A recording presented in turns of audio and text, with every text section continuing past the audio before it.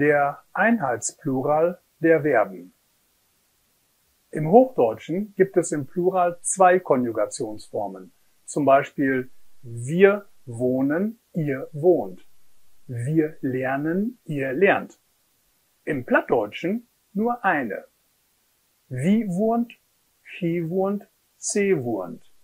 Wie lädt, chi lädt, se lädt.